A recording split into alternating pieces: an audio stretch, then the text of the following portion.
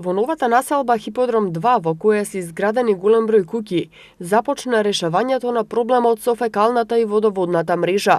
Како што информираат од општина Газибаба, градоначалникот на средба со граѓаните од новата населба, која се одржа минатата недела, им ветил дека во најбрз можен рок ќе го реши проблемот со фекалната и водоводната мрежа.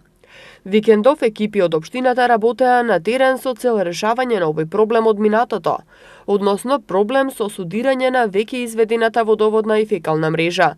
Од општината велат дека овој проблем веќе е решен и овие две мрежи сега се одвоени.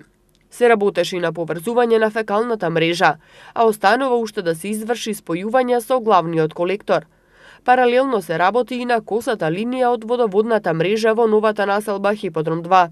Од општината вела дека како ќе се завршува изградбата на водоводната и канализационата мрежа, ќе се пристапува кон асфалтирање и на останатите улици во оваа нова населба. Главната цел на локалната самоуправа е да се овозможат сите предуслови за нормален живот на идните жители од населбата Хиподром 2, како и на оние кои веќе живеат тука.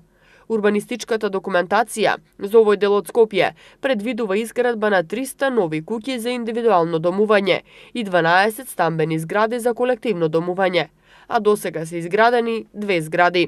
Во населбата е предвидено да се изгради основно училиште, градинка, амбуланта и спортски објекти. Во новата населба првите договори со купувачите на парцелите беа склучени уште во 2012 година.